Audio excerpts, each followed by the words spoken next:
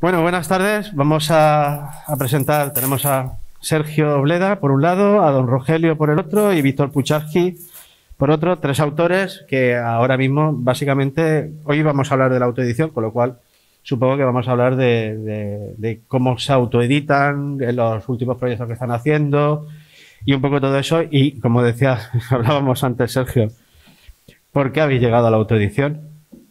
Esa es la pregunta.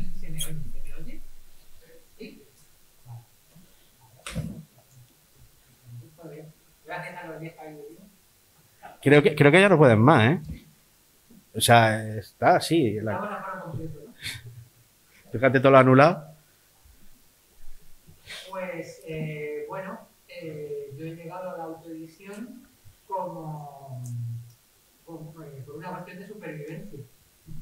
Porque yo soy un inútil para todo lo que no sea hacer TVOs, y hacer TVOs tampoco se me da demasiado bien, pero bueno, pero más o menos me defiendo, y como es lo único que sé hacer, y me he pasado varios años trabajando para varias editoriales, 30 años completamente. Bueno, pues lo bueno de los editores es que siempre te dan una oportunidad al principio, ¿no? Pero luego cuando ven que tú te ves en una mierda, dicen, no, pasa al siguiente editor.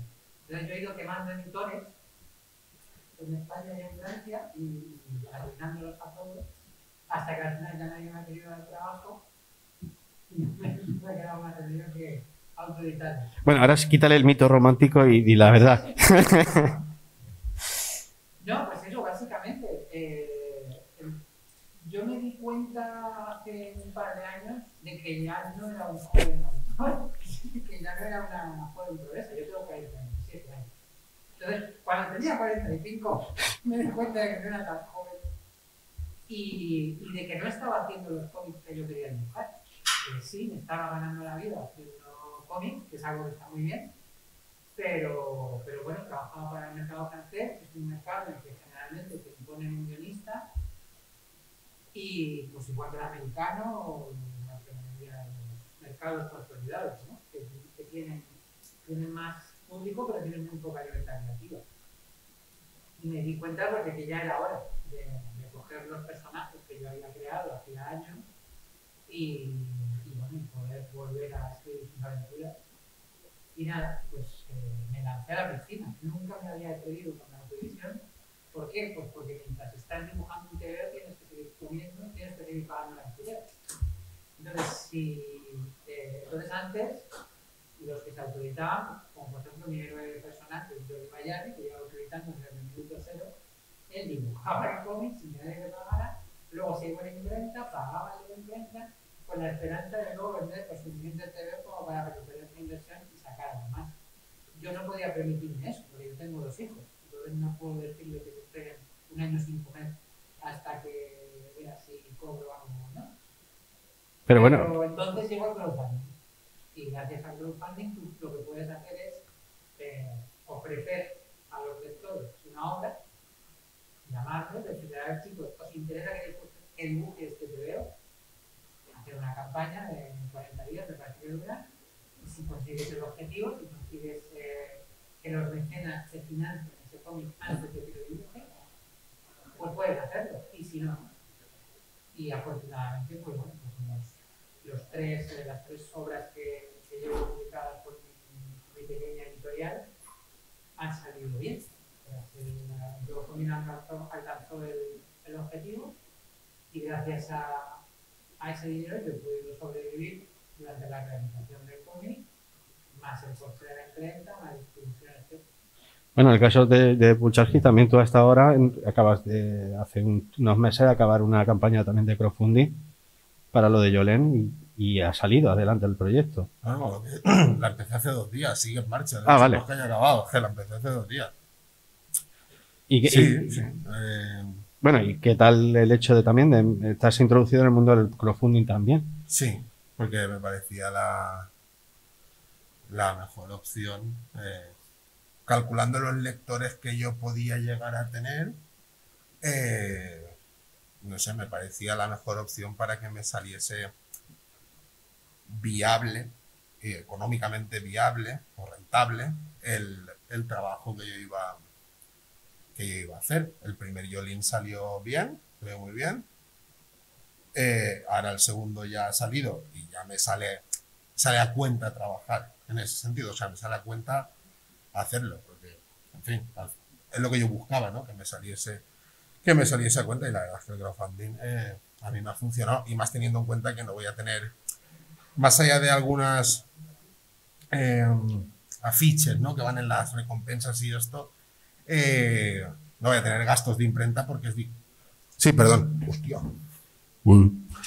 No voy a tener gastos de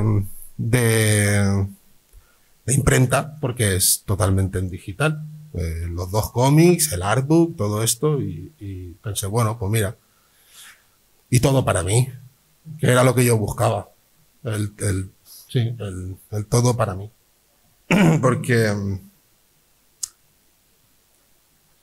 yo es que quiero que me paguen cuando voy a trabajar, ¿vale? Esa es la movida. Yo quiero que... Creo que casi todo el mundo... Es que yo quiero que me paguen cuando voy a trabajar, y entonces yo entiendo el sistema. Yo el sistema lo entiendo. Vivo en él. O sea, lo puedo participar de él y él participar de mí, todo ahí, ¿no? Ecosistema, sistema, como quieras llamarlo y tal. Pero llega un momento que, pues que yo me di cuenta que en España, cuando haces cómics, no te pagan por trabajar. Y mis referencias están fuera del mundo del cómic. Están en la música, están en distintos freelance, ¿no? Que se dediquen a lo que se dediquen, le van a pagar por trabajar, y aparte hay unas regalías. Entonces yo, así en principio, pues esta vez me apetecía probar algo diferente, algo que me saliese económicamente rentable, ya digo, y que no dependiese de una apuesta, ¿no? O sea, porque podemos apostar, pero claro, o sea, tú puedes apostar por mí en las carreras, pero es que el que va a empezar a correr como un descosío soy yo, ¿sabes? Entonces, no, tú págame, yo voy a tu equipo, y luego si sacamos cosas, pues ya repartimos, ¿no? Ya, un poco ese es el tema, y por eso tiré por el crowdfunding, porque me parecía ahora mismo lo que más se acoplaba a lo que yo buscaba, ¿no? Al fin y al cabo, ¿sabes? Que era básicamente no enviarlo todo a tomar por culo. Eso era lo que yo buscaba. Sí, sí. Bueno, en el caso de don Rogelio, tú eres tatuador, músico y aparte dibujante de cómic. Entonces, en tu caso, lo que te autoeditas básicamente casi siempre son revistas que tú haces tuyas propias. Sí. Pero tu crowdfunding no has hecho nunca. Bueno, a mí me gustaría, ya que yo creo que si estáis aquí estáis interesados en autoedición, ¿no? No creo que nadie se haya equivocado en eso. Hombre, también creo que hay que... interesado en conocer la obra vuestra. O sea, no, perdona, no. Sí. O sea, voy por ahí, perdona, no quería... No, es que me gustaría como algunos conceptos que estamos hablando y que son erróneos, creo yo. Ya a priori. Porque el crowdfunding es una herramienta, pero no es autoedición. O sea, las editoriales también hacen crowdfunding. Entonces, lo que tenemos que tener en cuenta es un poco como acotar los términos y... El tema de... Yo estoy totalmente de acuerdo con lo que dices tú. Y yo también lo acabo de decir. Entonces, quiere decir... Un buen material. No, claro, porque el tema del crowdfunding, que en realidad es una preventa de toda la vida, sí, pero con unas herramientas digitales y una manera mucho más activa de la gente que hace la preventa, pues de estar en contacto con ellos y tal, pero es una preventa de toda la vida, con la manera digital, digamos. Entonces, esto lo están haciendo las editoriales también. Entonces, bueno, bien, creo que el tema de la autoedición, lo bueno que tiene hoy en día es que tenemos las mismas herramientas que las editoriales para funcionar.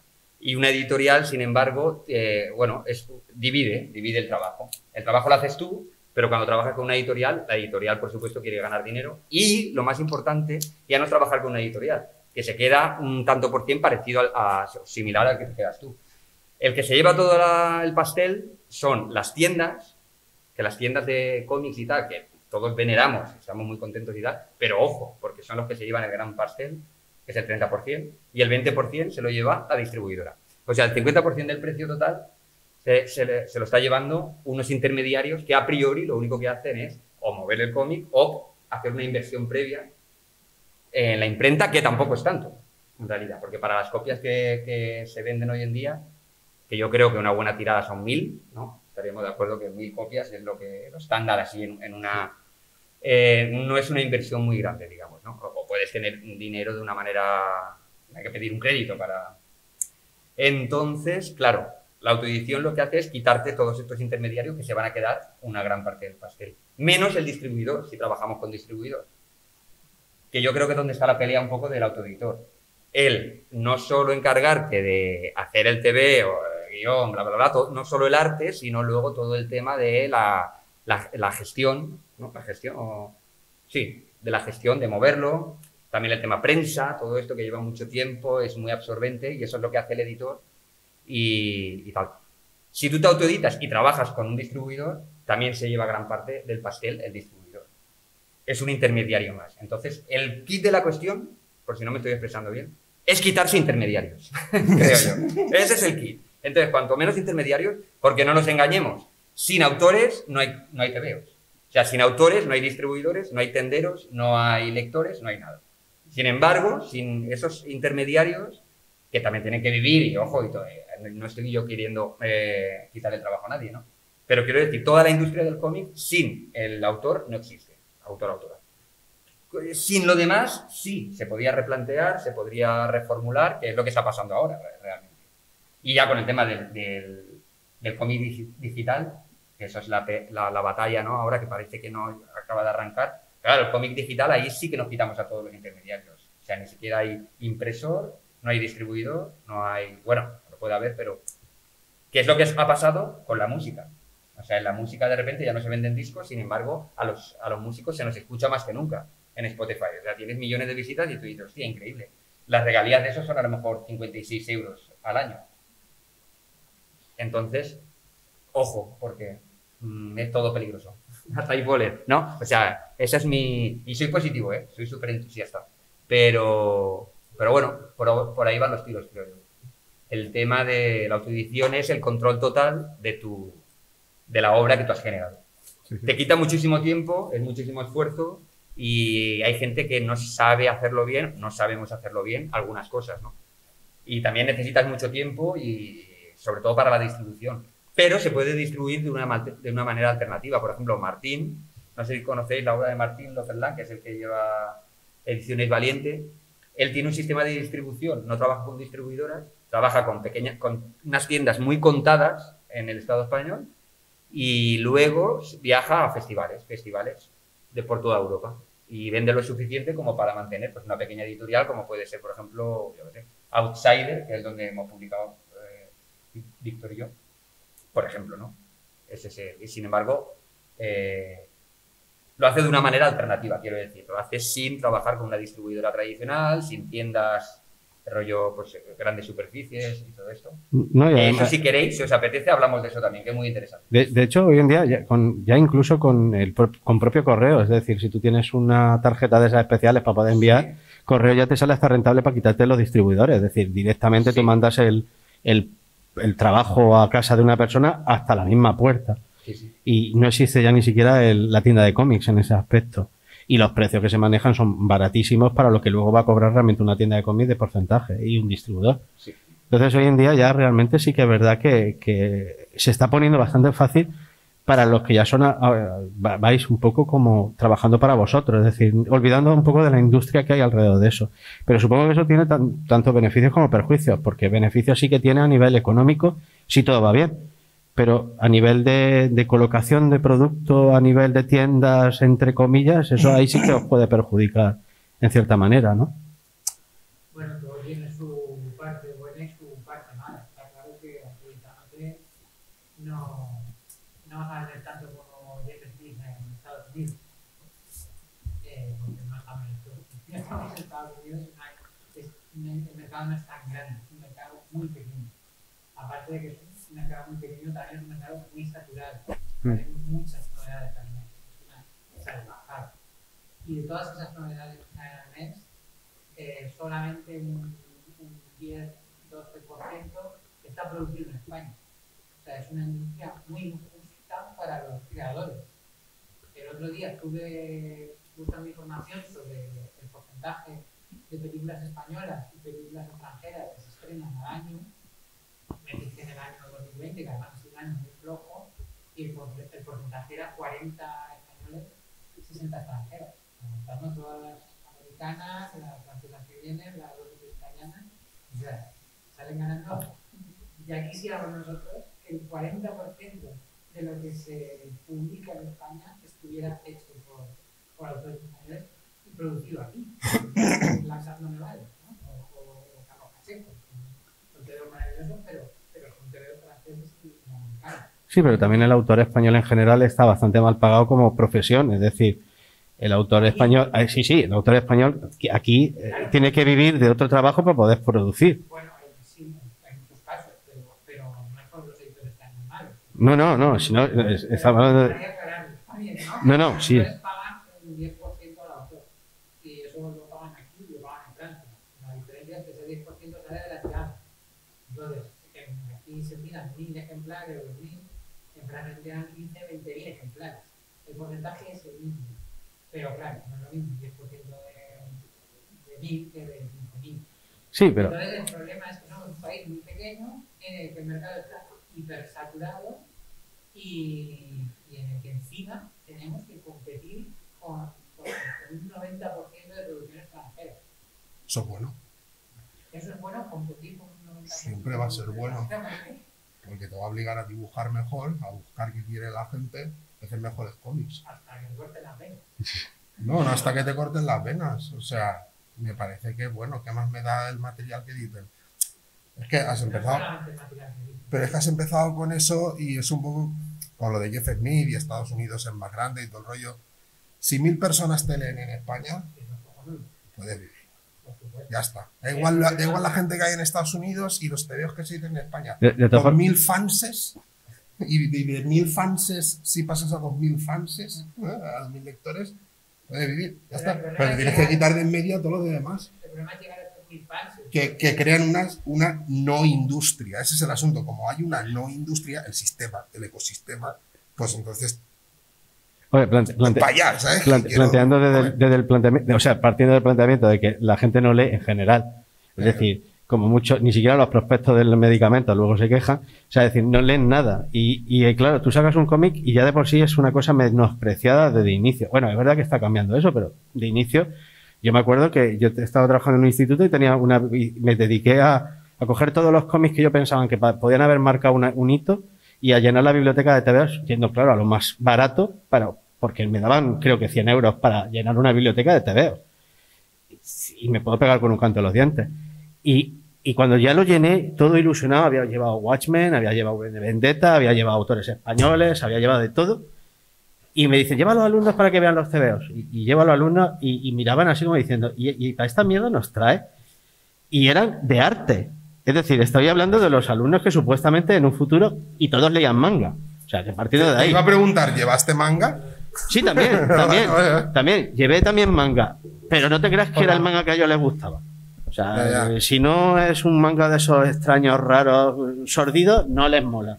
Tiene que ser un manga... sordido nos gustará a nosotros. Sí, también, pero luego era eso realmente. Es decir, si los lectores potenciales no los tenemos, ya 1.000 ejemplares súper jodido venderlos. Pero no tenemos a los lectores potenciales o no tenemos a lectores que están leyendo lo que a mí me sale de los santos cojones que lean. Es que esos son dos cosas muy distintas.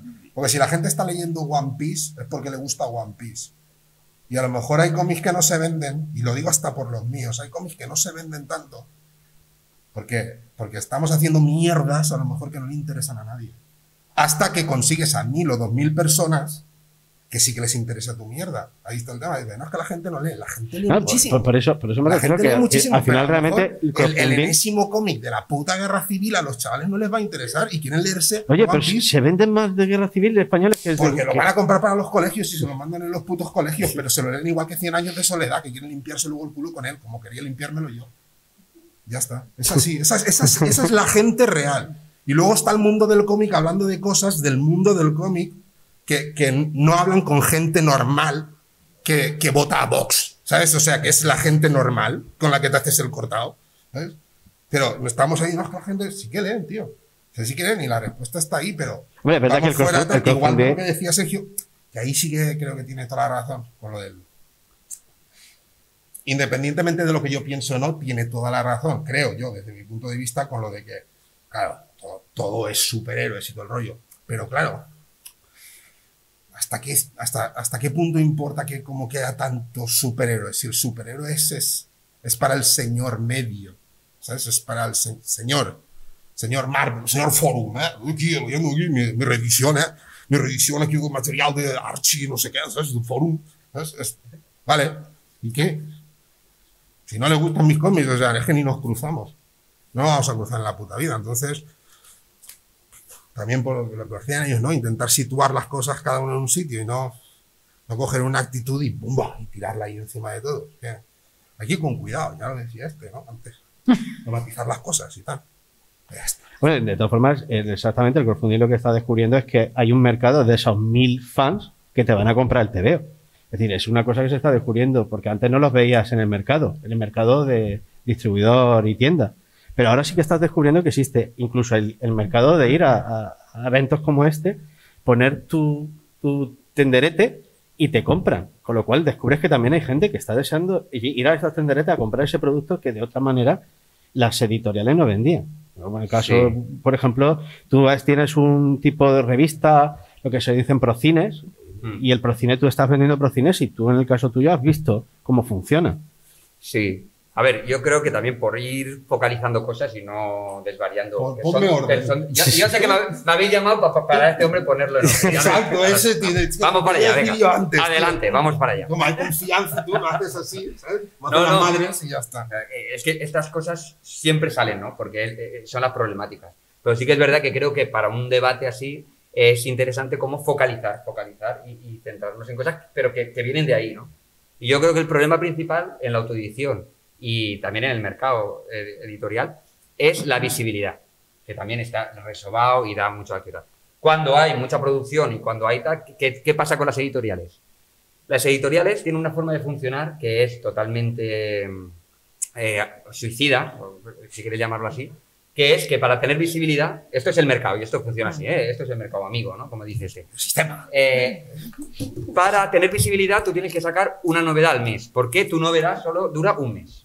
Claro, para la editorial, pues para la editorial puede tener una novedad al mes, pues comprando, pero para el autor, o sea, te están diciendo que lo que tú has tardado en hacer un año y medio, o lo que tardes en hacer una novela gráfica, va a tener, con suerte, si los libreros y los distribuidores pues te tienen un poco en consideración, va a tener un mes de visibilidad.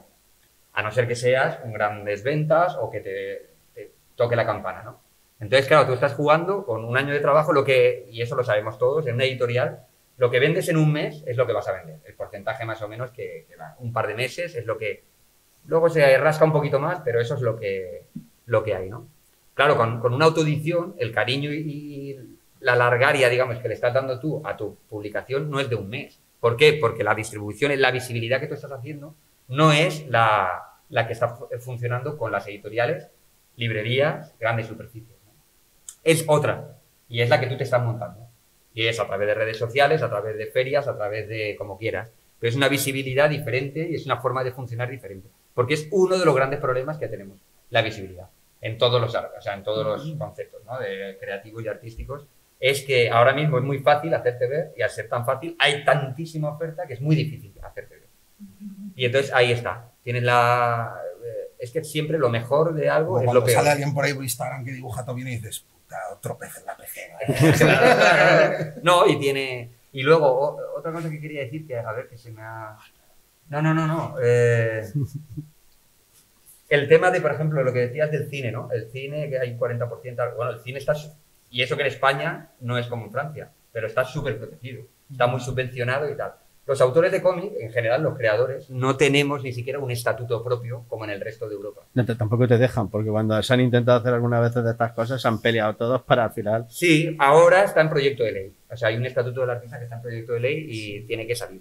Pero claro, es que eso es una cosa básica y fundamental. O sea, es que estamos hablando de cosas y ni siquiera aquí en España tenemos un estatuto de artista. O sea, realmente nosotros, dibujantes de cómics, no estamos en el sistema, no existimos como dibujantes de cómics. Existimos como autónomos artista y torero, que es, o Lo ilustrador, mismo, sí, ¿verdad? que es en el epígrafe que estás, pero que eso no le importa a nadie. O sea, lo que le importa es que tú pagues un autónomo.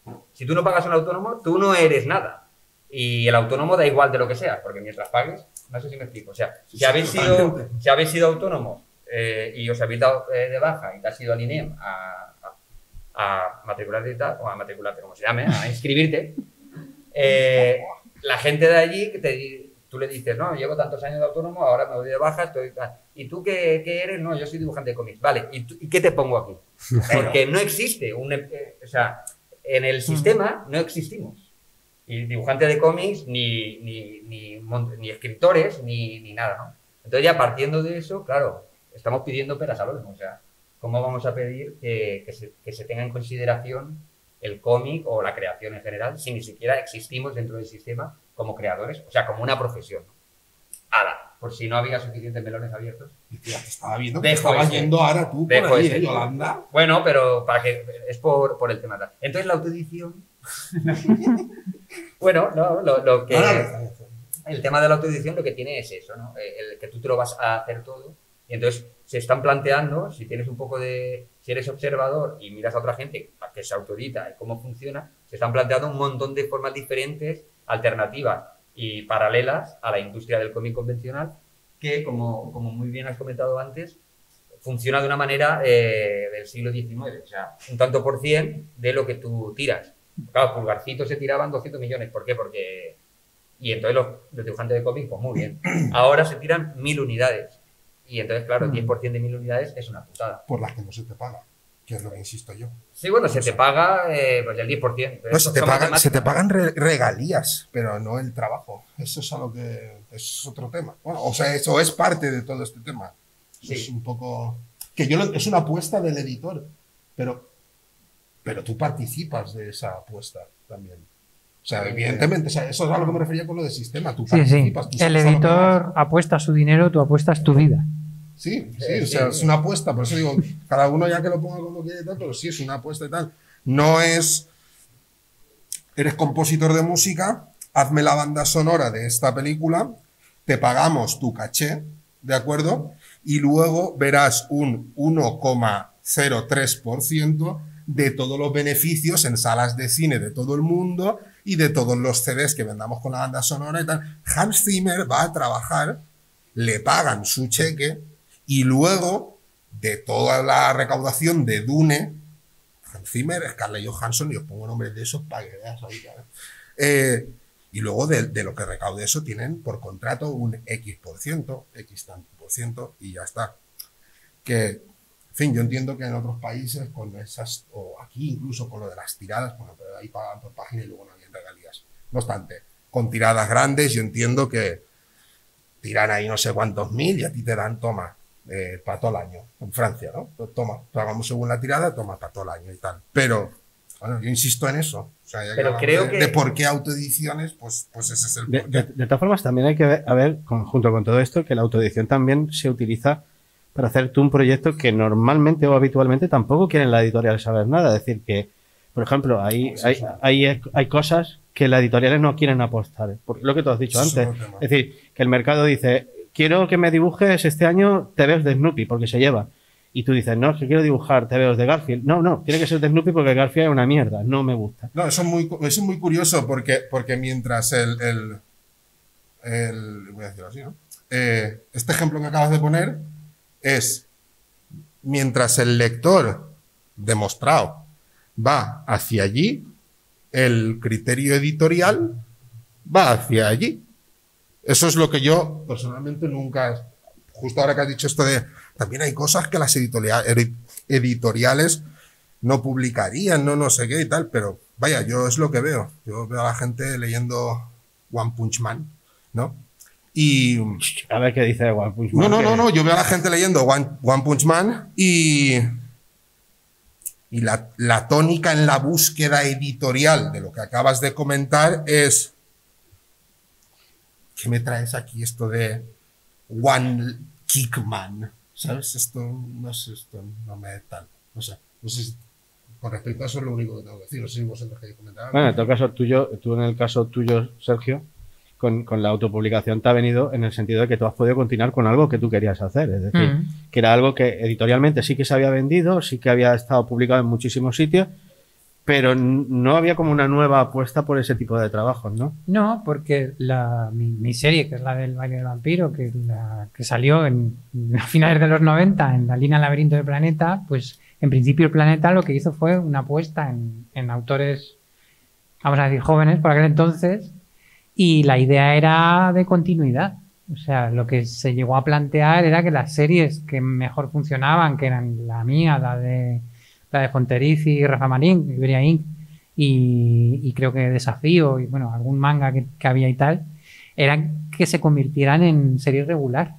El problema es que cerraron el grifo. O sea, en un momento dado, en Planeta decidieron que no, que eso que habían pensado de hacer series regulares y tal, que no, que mejor volvíamos a lo de antes, que era sacar superhéroes y ya está. Entonces, yo sé que hubiera podido hablar con algún editor español para continuar mi serie. El problema es el que hemos comentado antes. El problema es que no me hubiera dado para vivir, porque a mí me da para vivir ahora. Es que aunque te saquen los vampiros, luego no te da para vivir los vampiros. Es que yo no quiero que un editor se arruine por mi culpa. Yo no quiero que un editor me haga un favor y me saque un número y venga, pues te lo vamos a sacar con tapa dura y a color y no sé qué, y luego nos lo comemos con patatas. No, es que la idea no es esa. La idea es crear mercado de todas las formas que se pueda. Los autores, la única manera que tenemos de crear mercado es hacer esto, autoeditarnos. Y además has podido comprobar que Redes, que ha sido una continuación de aquello, ha funcionado, y eso te ha dado la posibilidad de hacer Ruinamontium, que ha sido una continuación de Redes y que ha sido funcionando. Es decir, que en cierta manera la pasa como a Puchaski, es decir, cuando ha hecho lo de Yolén. Es decir, que ha visto que fue un proyecto que hizo antes, ahora lo has hecho un reboot y lo ha puesto en digital y ha funcionado, y es decir, y ha vendido y la gente sigue. Es decir, que al final sí que ese tipo de proyectos te das cuenta de que el editor no ha apostado, a lo mejor porque las ganancias que iba a sacar el editor no eran tales, pero las ganancias que puedes sacar tú sí son suficientes como para vivir. Entonces, sí, la cuestión es a cuánta gente hay que dar de comer con un TVO. Puedes dar de comer o al editor o al autor, a los dos no. Y algo que ya he comentado muchas veces, es mucho más fácil que un autor aprenda a editar a que un editor aprenda a dibujar. Entonces, pues vamos a seguir por ahí. Y ojo, porque también es las líneas editoriales, o sea, el papel de editor muchas veces no se hace también dentro de una editorial. O sea, muchas veces es un cortapega de lo que se publica aquí, no siempre, no siempre. Pero, sí, claro, hay editores y reeditores. Están los editores, pues no sé. O empresarios, ¿no? Digamos, o empresarios. Que luego que compran cosas fuera y las sacan aquí. Y que hay un mal trabajo de edición, ¿no? Que luego tú lo ves y la letra, no sé, está mal traducido. Es un mal editor o editora. Y claro, del tema de las líneas editoriales, había empezado por eso que tienes que decir. Claro, las líneas editoriales. Yo creo que ahora tampoco la necesidad del autoeditor es tanto el tema de la temática, porque hay tantas pequeñas editoriales que te pueden, con tantas líneas editoriales diferentes y tal, que siempre puedes encontrar una editorial pequeña que te saque tu paja mental que no le interesa a nadie a tu creer, y luego de repente sí, hay una editorial que tiene esa línea editorial concreta. Entonces, pero claro, son editoriales pequeñitas y que realmente... o sea, no creo que el kit de la cuestión de la autoedición, que quizás antes sí que iba más por ahí, el de rollo, es una idea mía que nadie quiere sacar y me la voy a hacer yo. Punquito cerda, que no me la diga nadie. Ahora no, ahora es que hay una editorial que es punky cerda, hay una editorial que es cookie floppy, o sea, hay de todo, hay de todo. Entonces ya no es tanto esa idea, sino es el quién come de aquí. Quiero comer yo, que soy el que lo he hecho. No hay más, no podemos rascar más, ¿no? Creo que va más por ahí. Y el que tiene al cliente. O sea, el que lleva al cliente. No, claro. Es que en gran medida, porque soy yo el que está todos los días dibujando y colgando cosas en redes sociales. Soy yo el que te lleva, tío. Y es que encima el editor te lo exige. O sea, es que ya bueno, es que ahora esa es otra, que también que el editor te lo exige y es como... Claro, es como, hombre, es que... Ya empezamos ya en movidas instagrameras también, de numeritos y tal. Sí, es que se presupone que tú tienes que generar visibilidad, traer gente, ¿no? A una firma, no viene nadie, es que no ha traído nadie. Digo, coño, yo lo tengo que traer. Pues entonces ya me lo monto yo, ¿no? Entonces ya me autoedito yo, porque si tengo que hacer todo, ya no que solo, al final lo hacemos. Ya no solo tienes que dibujar, sino hacer la página web, por subir tus cosas, estar en todos los lados. Las redes, que es coñazo. Un coñazo, ¿no? sí. O sea, tienes que estar muy Un activo, coñazo. pero es que eso ya te lo exige la propia editorial de una manera como sugerente, ¿no? Y hace un vídeo de promoción. Hazme un vídeo de esto, no, y ya no solo del TVO, sino de la firma de la Casa del Pueblo, no sé qué, tienes que hacer un vídeo también. Hazme un TikTok. Sí, pegamos un baile de... Sí. Bueno, pero a ver, no nos engañemos también, es que es lo que... hay Hazme que un hacer. TikTok, Hugo Pratt. Mueve esas carnes. Y bueno, conforme a lo que hemos comentado antes que no se leía, yo creo que, bueno, creo no, está demostrado que es cuando más se lee de la historia, es ahora mismo. Lo que pasa es que se lee pantalla, se lee móvil, se lee... es otro tipo de lectura. Nosotros estamos buscando una lectura que nos conviene a nosotros porque... Pero sí que se lee, es cuando más se lee, lo que pasa es que se lee otro tipo de cómics en historia. papel también, no solo pantalla. ¿No? Y también, pero que quiero decir... Se leen muchos memes. Lo que pasa es que... Y los memes se leen, pero... Oye, viva los memes. Es verdad que sí, a ver, yo sí que tengo que decir lo que decía del manga, ¿no? Sí que es verdad que yo conozco muchísima gente que lee manga. Lo que pasa es que el problema principal para muchos de esos potenciales compradores no tienen dinero para comprar ese manga. Lo que hacen es se lo descargan de todas las páginas web de cómic y ya está. No pasa nada. Y en cuanto tienen dinero, en cuanto consiguen tener dinero, van a comprar. Eso lo tengo clarísimo. Es decir, son compradores potenciales cuando están trabajando. Cuando no trabajan, desde luego no. Como todo Sí, español. eso lo con hemos todas hecho las todos. cosas. Eso está clarísimo. Como cualquier español con cualquier cosa. Pero claro, eso no lo vamos a recoger, yo supongo que no lo vamos a ver hasta dentro de 15 años que se pongan a trabajar. Y si la edad media son 30 o 40, lo mismo no lo vemos hasta hacer puñetas, nos morimos antes. Es decir, que el problema principal que podemos tener es que esos que leen no lo veamos nunca llegar a consumir realmente cuando ganen el primer salario, porque no van a ganar el primer salario por lo menos a largo plazo. Entonces, pienso en- Necesitamos- Necesitamos que los los políticos creen trabajo Claro. para que podamos vivir de esa gente que tenga trabajo. de todas formas, es verdad que los cuarentones son los compradores potenciales de casi todo. Es decir, la gente de 40. Sí, es triste, pero los lectores envejecen. Yo lo veo mucho en los salones en Francia, que sí que es verdad que es otro mundo y van los niños y también hay cómic infantil y tal. Pero luego tú miras la cantidad de lectores de 50 para arriba que hay y dices, cuando estos palmen, ¿quién me va a comprar a mí los TVOs? Pero es que ahí, bueno, siento insistir con eso, es verdad. Pero, Insiste, o sea, insiste. estoy de acuerdo, pero quiero aportar. Luego el manga es lo que más se lee y más se compra, más se vende, se compra, ¿no? Y lo que más se lee. Entonces es que habrá señores mayores que también lean manga y tal, pero es la juventud la que está ahí como comprándole a saco. Yo ahí meto mi propia teoría de que hay muchos jóvenes que no van a leer algo que no sea un manga porque van a ver las cosas y no les peta la cabeza. Porque vas a la BD y todo es de todo menos Metal Hurlan. Menos algo que saquen puntual y tal, es de todo, con todos los respetos. Lo que pasa es que yo hablo así, que soy un poco trompellado, ¿vale? Pero tú llegas y es ahí de el cetro del emperador de Mahartark, ¿sabes? Y no sé qué, oh, es la BD, ay, no sé cuánto, ¿sabes? Un poco, ese lo dice, tío, la BD también eran tetas, cyberpunk, pollas, Corben ahí reventando un dinosaurio y todo esto y tal. Y si tienes 14 años, vas y te compras el One Punch Man en lugar de, oh, mira este BD, que mira, cómpralo, hijo, cómpralo, sé como yo, compra este BD tocaspas, ¿sabes? Pues no, ¿sabes? Me voy a comprar Berserk, porque acaban de violar a una, se ha vuelto Tokiriki, ha cogido una espada rota, ha machacado a un monstruo, le ha cortado la cabeza a otro, y claro, tío, cuando tienes, no sé, yo es que no sé con qué empezó a leer la gente, pero yo empecé a leer cómics porque me petaban la cabeza, tío. ¿Sabes? Y me hervía la sangre. Entonces, claro, dices, no, es que no sé qué. Hoy en día un cómic de Marvel o DC, de toda su producción, y digo de toda su producción, de la que llega a España, que no es toda, ¿vale? ¿Cuántos los abres y te hierve esa sangre de ver Los Hijos de la Noche, el motorista fantasma, el otro que es Lorenzo Lamas, aquel ahí con escopetas ahí matando demonios y tal? Eso no está, tío. ¿Y queréis que los jóvenes se acerquen a eso, tío? Pero, No, ahora los matan hablando. Pero, se espera, tiran Ahora horas. nos matan hablando, ahora nos Pero- matan mucho texto, tío. Es que tú ¿sabes? estás presuponiendo que a la gente joven le gusta eso como te gustaba a ti, pero tú ya eres mayor, igual que yo. Tú estás flipado. No, pero es que he sido joven, no, es que he sido joven, claro, es que he sido joven en ese sentido. ¿Te gustaba lo esa- que estoy intentando contestar es esa pregunta de no entiendo por qué a mis hijos no les gustan los cómics, coño, hijo puta, si le están enseñando ahí Tintín todo el rato y el pavo tiene 14 años, quiere fumarse un porro y echar un polvo. Pero de todas formas, te ¿Sabes? digo, es un voto de defensa a los jóvenes. La mayoría de los chavales de 14, 15 años lo que les mola son las historias románticas. Es decir, Claro.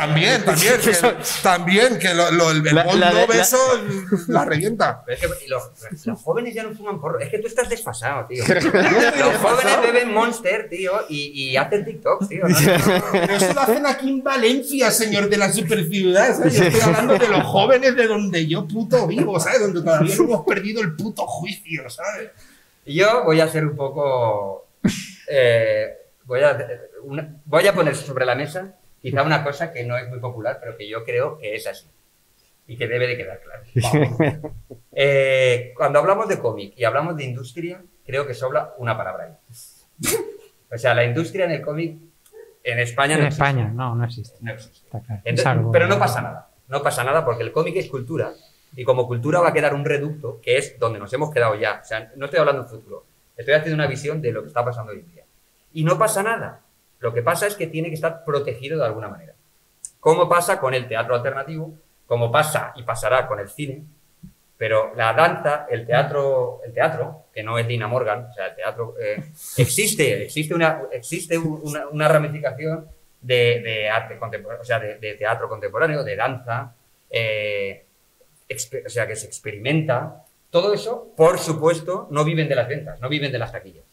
Se viven de, bueno, porque están protegidos, pero ¿por qué? Porque es que eso es cultura, y cultura es, un país se define por su cultura. O sea, no se puede, no es que esto no es comercial, lo eliminamos, porque ya no da dinero. No se puede, pero porque no lo hace nadie, ningún país. ¿Y por qué no lo hacen? Porque es que es la esencia del país.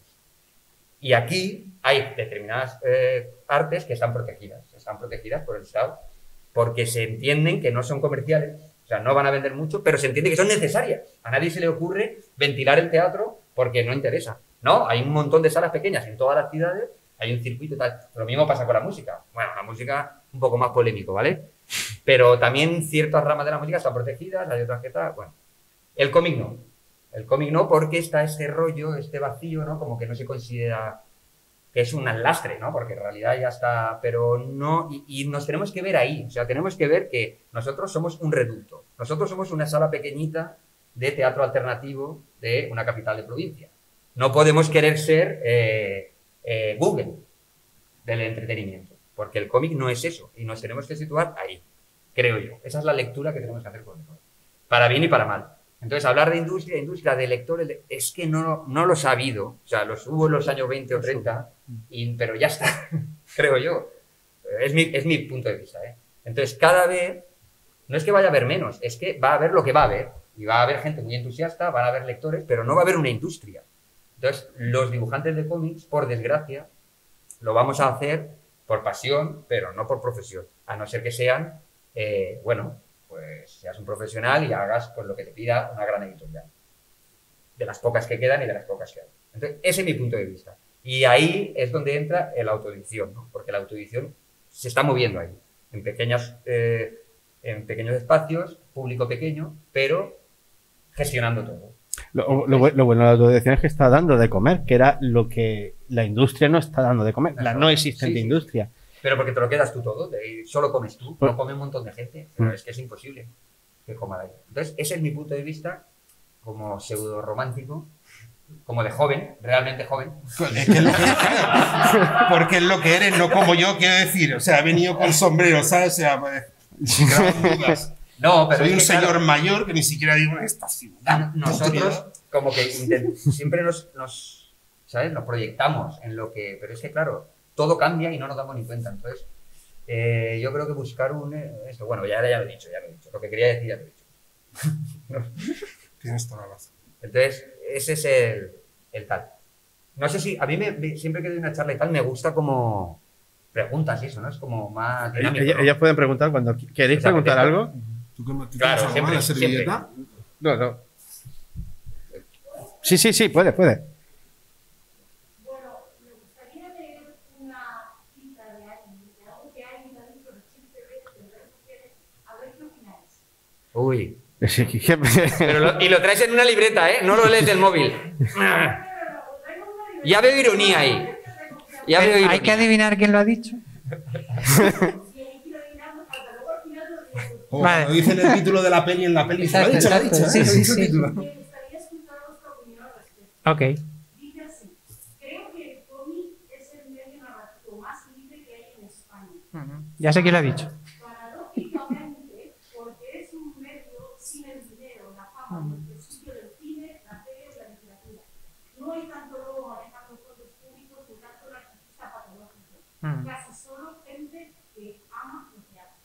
Sí. Y esto lo dice además Hernán Migoya, que ha sido director de cine y sabe cómo está el patio por ahí.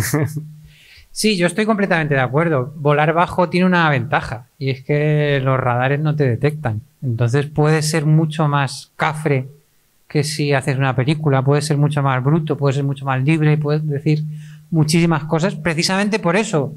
Porque dicen, bueno, el tío este de los TVO puede decir las tonterías que quiera porque nadie se va a enterar. Entonces yo creo que esa también puede ser un arma a tener en cuenta, ¿no? Porque yo creo que al final esas cosas pueden calar en la gente. Yo creo que puedes mandar un mensaje que no sea detectado y que dentro de 20 años reviente por algún lado. O igual no. Pero creo que existe esa posibilidad. No sé, a mí me gustó mucho lo que dijo Hernán. Yo, por generar debate, estoy totalmente en contra. Pero además, absolutamente. Yo también, yo solo soy un viejo, ¿eh? O sea, para que veas. Pues a mí me gusta Lina Más Morgan. viejo que tú. Pero me has llamado tu viejo antes. No, sí, no, pero voy a decir por qué. Porque, por desgracia, los patrones humanos de miseria, de necesidad de poder, de sentirte superior, se repiten, da igual el dinero que haya o la... Entonces, por desgracia, en el mundo del cómic, que somos 4 y somos 4 matados, pasa lo mismo que donde hay dinero, de verdad, que eres en el cine o tal. O sea, siempre hay gente que se cree mejor, que te mira por encima del hombro, o sea, se repiten los mismos patrones y da igual al final. Entonces, desde luego que estoy de acuerdo en una parte de la historia, porque sí que es verdad que... Pero no estoy de acuerdo. Sí, pero no. Exacto. O sea, hombre, es más libre porque en realidad, como es más mediocre, digamos, quiero decir, hay muchísimo menos de todo. Más mediocre, por supuesto, no en calidad artística ni en potencial. A ver, yo dibujo cómics. Quiero decir, para mí el cómic es el mejor medio. Me parece que tiene una potencialidad bestial y criminal. Pero a la vez, creo que se pasan los mismos patrones en cualquier... O sea, pasan los mismos patrones en un partido político, que sería el top de la mezquindad, ¿no? Que en una asamblea de una ocupa, que sería como lo más supuestamente guay, ¿no? Pues te encuentras las mismas rencillas, las mismas... por desgracia, ¿no? Yo estoy de acuerdo contigo. Sí. O sea, me siento fatal. Después de esta charla, necesito unas cervezas. Hombre, no por descontado. Yo tampoco comparto mucho, pero no solo... Eso, lo que ha dicho Rogelio. Pero ni lo que he dicho yo ni lo que ha dicho él. Tú no compartes nada. No, es que hay otra vía que Rogelio se deja de... Acorde al comentario que has hecho tú sobre eso, ¿no? Rogelio habrá hablado de la gente y a mí yo con lo que me quedo es con lo del aparato, ¿no? Con la obra y tal. De la libertad para hacer no sé qué, se puede ser cafre, el cómic te permite esto, lo otro y tal, no sé qué. Yo entro en Filming o en Netflix, pongo películas del 2000 para acá y veo más barrabasadas que en cualquier cómic que haya en la tienda. Y esta libertad existe. Nicolas Cage está haciendo pelis de puto loco brillado. Las tías estas nuevas directoras emergentes feministas están haciendo ahí películas que comen carne cruda, ¿sabes lo que te quiero decir? O sea, veo tal. Entonces, eso para mí no va acorde con la realidad que yo veo cuando voy a la tienda, ¿sabes? Que están ahí. Pues, no lo veo. Es que no veo esa frase acorde con lo que yo veo. Luego está este señor, ¿sabes? Que te hace ahí, te veo, pues ahí, de dibujos así tal, y todo el rollo y tal. Aquel que pega tiros y pone vampiros, yo pongo ahí gente musculosa, ¿no? Y todo esto. Pero no lo comparto y tal. Y en lo que ha dicho él, ni siquiera había caído. Digo, pues mira, qué guay. ¿No? Gente, ¿no? En eso no pienso, pero también estoy de acuerdo. Pero sí que es verdad que tú vas a una librería de cómic y no ves esa libertad por ningún lado. Ves como un poco de... Bueno, a mí me pasa también. O sea, hay libertad para hacer. Lo que intento decir es que... Sí, no, el resultado no es una libertad bestial. Es tópicos y búsqueda de un mercado y... Bueno, sí. Hay libertad, porque hay libertad. Pero el producto mayoritariamente es complaciente, no es subversivo. Exactamente. ¿Sabes? Y cuando se habla de esas libertades, por ahí oyes en los subtítulos, ¿no? Ha querido decir subversivo. ¿Sabes? Pues no está. No está, por eso no estoy de acuerdo. Pues no estoy de acuerdo, porque si no habría cómics de Chuck Dixon, habría cómics de derechas, y no los hay. Y no los hay, no los hay. Por ejemplo, no hay un cómic que, más allá de las temáticas superheroicas, fascistoides, etcétera, etcétera, tú cogerías y dirías, hostia, este cómic es como una peli de estas de Charles Bronson, ¿qué me está diciendo este pavo? Y dice, voy a hacer justicia, han violado a mi puta hija, y me atrae a todos esos hippie bunkies, ¿no? Y dices, no, pero esto es un desfase de un señor mayor, ¿no? Y todo el rollo, como soy yo, claro. Pues eso no está. Eso no está, no hay nadie dándote un bofetón. Casi nadie. Y eso. Bueno, yo sigo estando de acuerdo con Hernán y en la experiencia que tengo, lo poco que he trabajado en cine y lo que he trabajado en cómic, me he sentido siempre mucho más libre haciendo cómics. También es verdad que a este mundillo, al ser más, supongo que, a ver, como en general, al ser competitivo, entre comillas, es decir, no vas a ningún lado compitiendo, no puedes llegar a ser, o sea, vas a pasar de ganar 1.200 a 1.300 euros, es decir, tampoco es que te vayas a inflar, entonces puede haber mejor rollo entre los dibujantes y todo que un trabajo de, no, es que he perdido un trabajo de 10 millones de euros, ahí ya que le den por culo al otro, pero en este caso supongo que el cómic, al no ganar tanto tampoco y... Por desgracia no pasa eso. O sea, por desgracia... Pero tú lo dices por tu experiencia personal. O sea, ¿tú te has encontrado con ese tipo de figuras? Hombre, no. Yo apenas. Y yo me he encontrado, sí. Sí. Continuamente. Vale. O sea, me parece que sí, que hay un... simplemente... No, ¿verdad?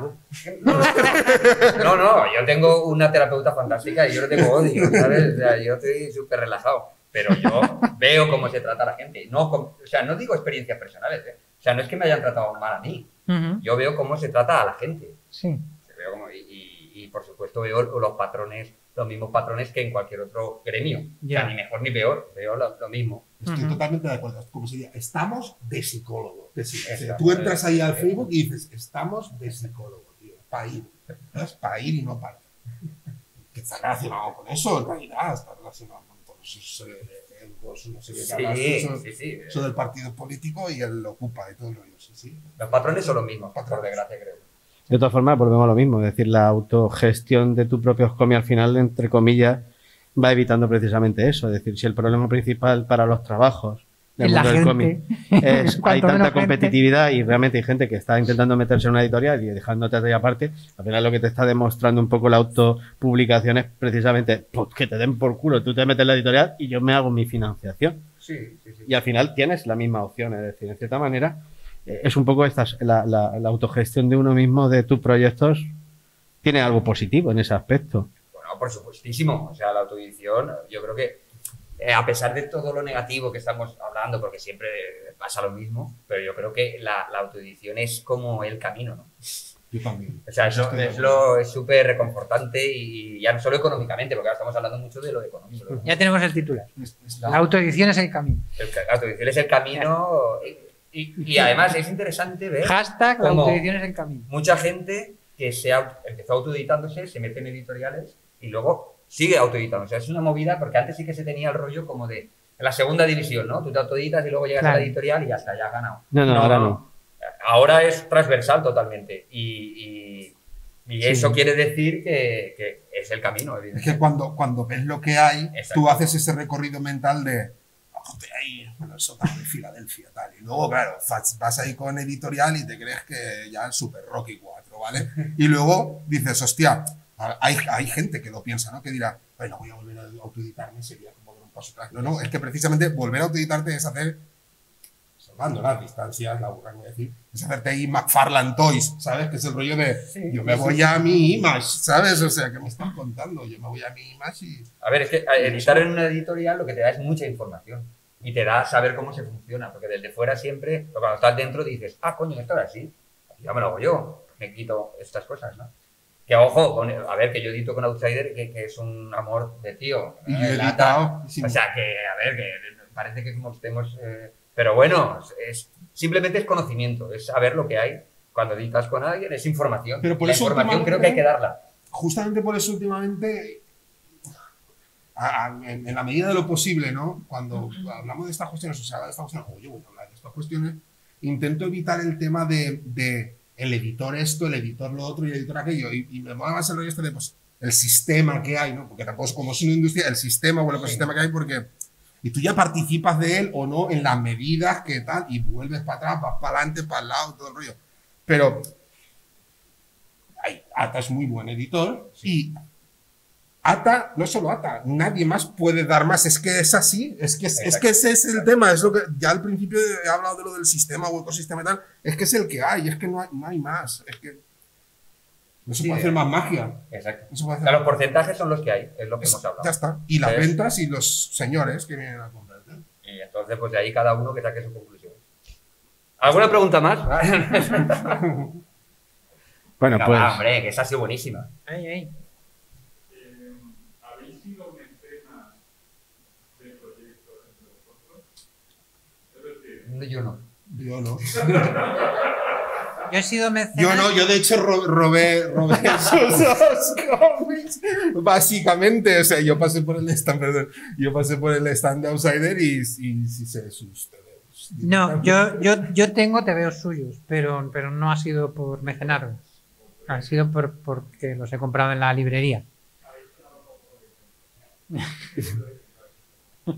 Eso da para un tema largo y tendido. Creo que Ha habido trapo intentos. sucio puede ser Ha habido trapo sucio de años, ¿eh?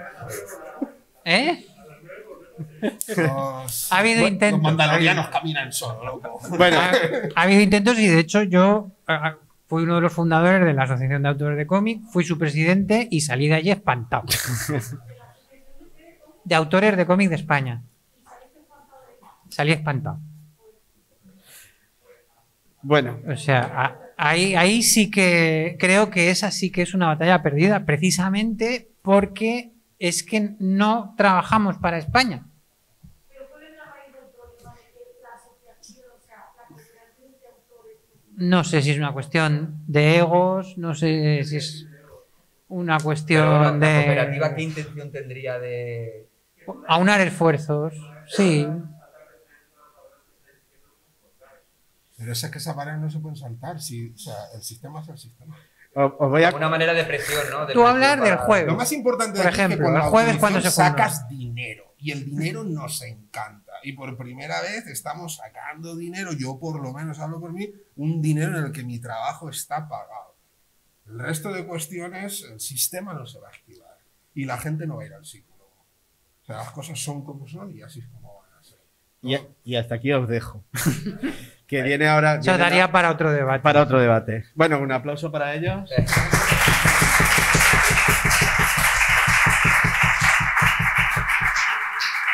Y nada, ahora os dejo con la siguiente que toca.